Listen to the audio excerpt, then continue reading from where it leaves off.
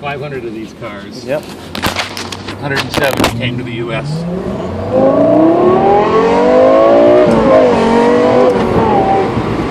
Oh my goodness. And unbelievable. So it's a V10 engine, 560 horsepower, normally aspirated. And I think the most special thing about the car, other than the fact that there's only 500 of them, is that they didn't use any off-the-shelf parts. Right. We didn't take like the LS engine, you know, put a supercharger on it to get 600 horsepower, which would have been easy. Right. They built a 10-cylinder, 9,000 RPM. From scratch. From scratch, right. Cost a lot of money to do that. Yeah, but the end result is you got a race car motor in a highway car. The transmission is a 8-speed? It's a 6-speed. It's a 6-speed. And it's a manual transmission, just like a pickup truck we have. Wow. With a regular clutch, but there's no pedal. Right. So everything I would normally do with my foot is done hydraulically. Okay. So when I tell this thing to go in first gear, it's release the clutch, shift the transmission into first gear, and it's holding the clutch down, even though I'm doing nothing. Now, if I want to inch forward, you have to actually step on the gas to do so. On the gas, but it's not like a torque converter where the engine is making the torque converter transmit power. The computer is releasing the clutch pedal, which is not there. Gotcha. So it has to know the difference between I want to creep and I want to go. And you want to because when you hit the throttle hard, obviously it releases right away. Gotcha. And then the upshifts, same thing. When I pull back for second gear, it's going to release the clutch, shift the transmission, reapply the clutch, all that fast. And I'm going to hold the accelerator down. So wow, no body roll.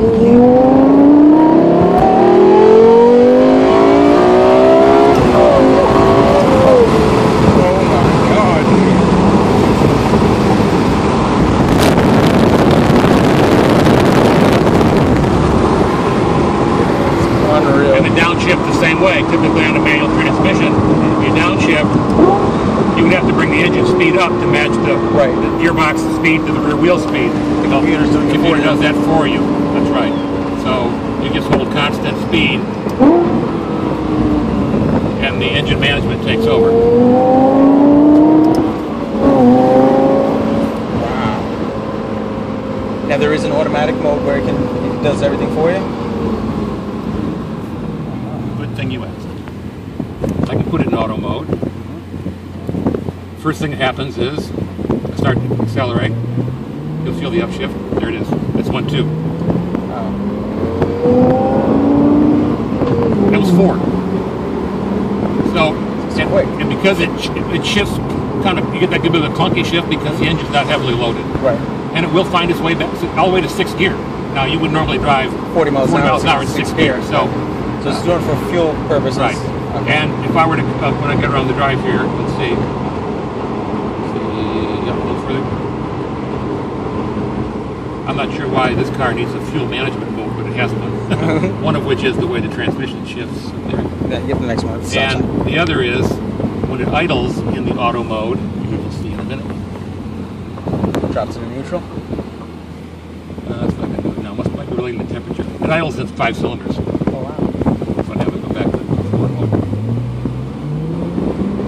It'll hold any given gear until it's upshift. Now on the way back down, in sport mode, it'll find its way back to first gear if you come to a complete stop. Oh, so it'll downshift on its own? Yes, if you just back off the throttle and roll. Or you can kick it in neutral and roll, like this. Just like a stick shift car. Yep. It is a stick shift car. Wow. It's just that there's no clutch pedal. And everything that you would have done with your left foot, the computer is telling the hydraulic system to do for you. That's the magic to me. If I can ask you for one favor. Yeah. You put it into neutral. I'm going to go behind the car and just rev it for a moment. This is unbelievable. Mind if I go with you? Ah. You're supposed to go first. This is crazy. Hold on one second. Can I go when he comes back? Thank you. Go ahead, sir.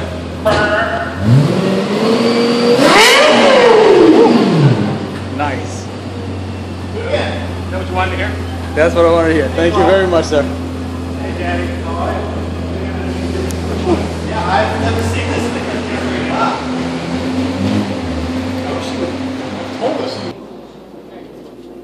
It didn't work? No, we did.